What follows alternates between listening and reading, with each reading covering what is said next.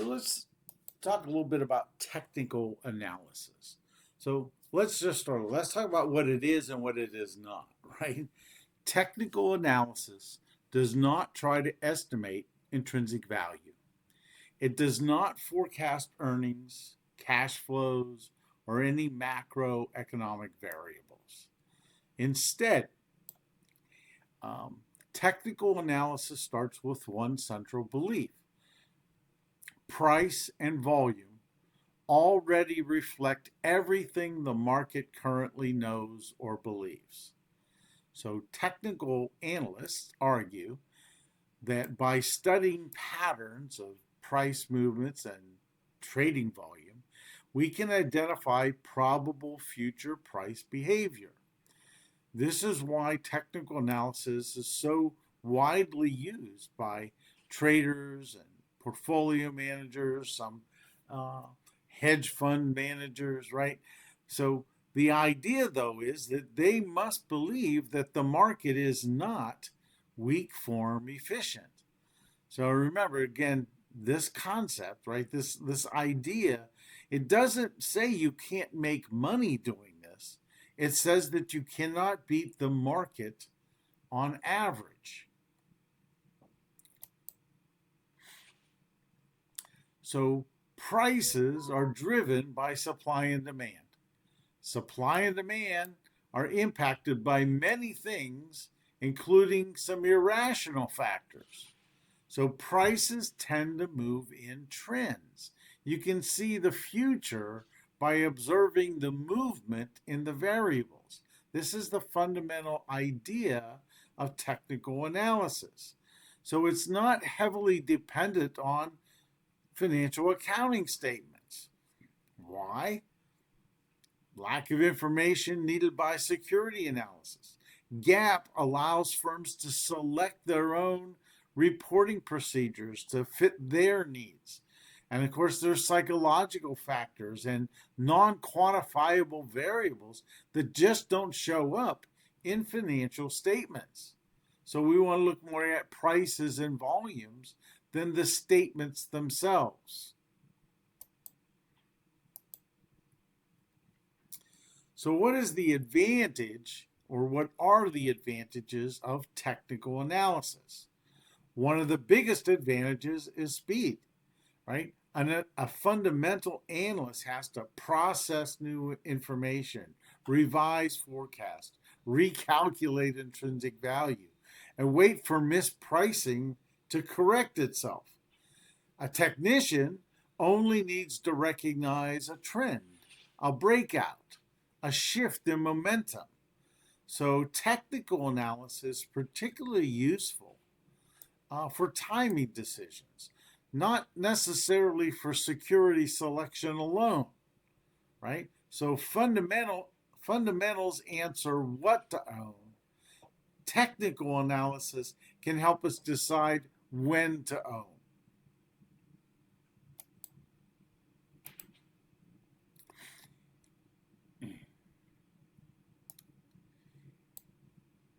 Is there any kind of certainty in the assumption that these relationships last for a long time, right? So past relationships may not repeat each other, right?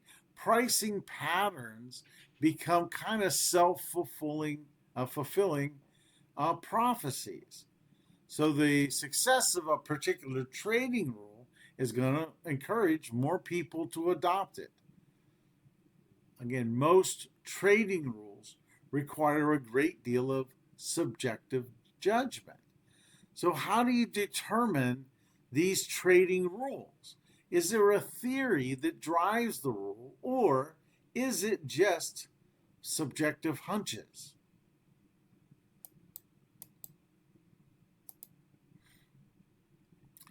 Technical analysis relies on pictures of data. Uh, so they observe a pattern that they assume is going to provide some trading information. So if you look here, we can identify the troughs and the peaks.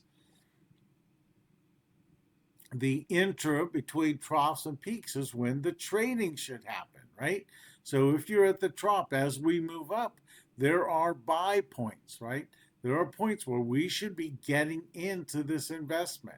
Once we get to the top and we hit the peak, we need to look for new patterns, something else that tells us to act, right? We're going to talk about things called uh, uh, uh, um,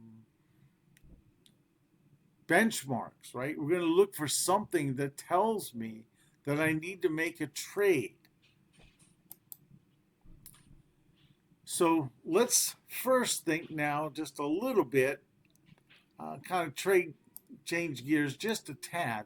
Let's talk about some contrary opinion rules, right? Again, this is data that we're going to look at, right? That really reflects individual investing more than anything else.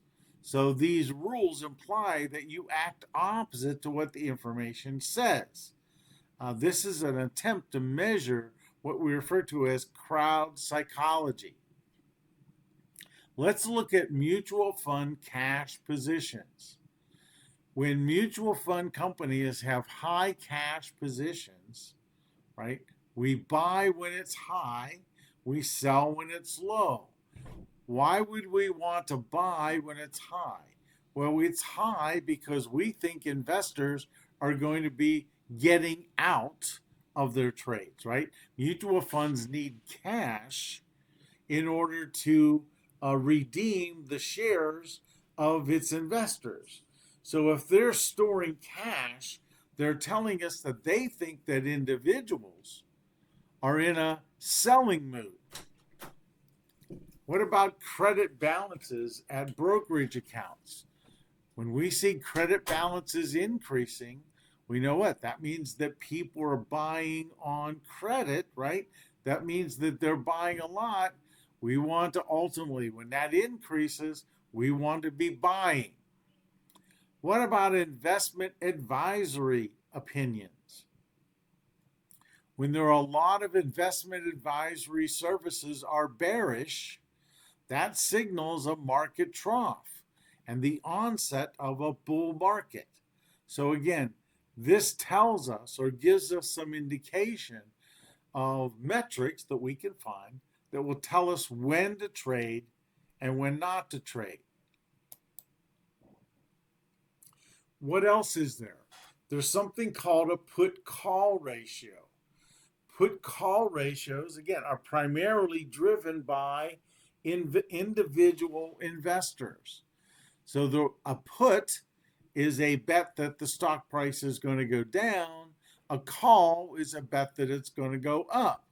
So if the put to call is greater than 1, it means that there is investors think there's more of a chance of it going down than up. So higher put call ratios indicates that investors are bearish, which then technicians say, oh, if they're bearish, I want to buy, because again, investors are mostly wrong. A bearish signal for the futures market is when more than 70% of the speculators are bullish. And a bullish sign is when this ratio indicates or declines to 30% or lower. So again, we can look at trades by these speculators, individuals, and we just do the opposite of what they're doing. There's something called a confidence index. This measures the yield spread between high grade bonds and intermediate grade bonds. If this is declining, right, if the yield spreads increase, this index, right, then that is a bullish sign. It's a bullish indicator, which means that we should probably sell because we want to do the opposite. We can look at the relationship between T-bills and euro dollars. And we can look at margin accounts at brokerage firms. All of these, again, are signals of what individuals are doing. We can also look at things on the technical side from what we refer to as momentum indicators. We want to measure the breadth of the market. So, how do we do this? We measure the number of issues increased and the number of issues declining. So, this is called the Advanced Decline Index. Typically, it's a cumulative index of net advantages, net advances, or declines. Again, an indicator of the advances, right? Prices going up versus prices going down. We could also look at what is a 200-day moving average, right? Again, the market is considered to be overbought, right? The prices are too high. And again, we might see a negative correction coming if more than 80% of the stocks in the market are trading above their 200-day moving average. Again, we're looking at trades. How does this affect? What do we know about volume, right? Technicians really watch volume changes, right? So volume answers this question. How strongly do investors believe in this price move? If we have rising prices and rising volumes, that means they're pretty concerned. They're pretty sure of their conviction, right? They're certain of what's going to happen. But if we have rising prices but falling volume, now we need to be a little concerned because there's not enough people doing the action to support the price changes. So again, many traders will not react on breakouts, right? Changes in prices, unless there is some form of volume confirmation, right? We need to see the activity as well as the price change. We mentioned the 200-day moving average. Again, we can do this quite simply in things like Morningstar Direct and Yahoo Finance. They have charts where we can create these moving average lines and can help us make choices. Typically, what happens in these moving lines is we might say, look, let's give me the 50-day average and then plus or minus 1%. So that'll give us a range. Sometimes these are referred to as Boolean lines. So we can see how the changes, if it goes above the Boolean line, we now have confirmation that the trade or that the activity is more likely correct, or our analysis is correct than not. So again, academic evidence, though, suggests for these moving average rules, right? They don't always increase returns, but they often reduce downside volatility. And that's what really matters in portfolio management. Relative strength compares the performance relative to a benchmark. So again, this is a very important thing. How is this thing reacting compared to changes in the S&P 500? If a stock or sector consistently outperforms, that is, capital flows towards it, momentum reinforces it. This logic underpins we have lots of and types of investments, sometimes called momentum ETFs or factor-based portfolio construction. These are all based on looking at the relationship, this relative strength of price changes.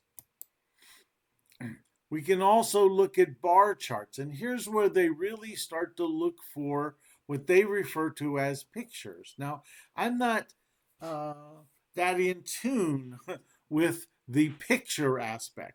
I understand looking at the data like we were talking about recently, but by looking at this particular picture, a technical analyst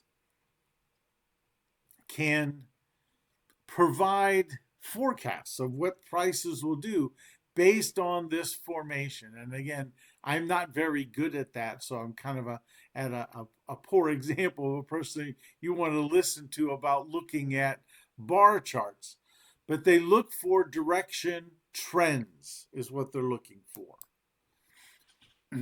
So the concept of technical analysis appears to contradict efficient market hypothesis. If technical analysis is true, then markets are not weak form efficiency. If you believe the above, you would say that the markets are efficient and that technical trading has no value. Yet it exists. People pay for it. So technical analysis is not about certainty. It's about probabilities, timing, and risk control. So in modern portfolio management, fundamentals guide selection, technicals guide execution, and risk management binds them all together. Thanks for listening to the video. See you soon.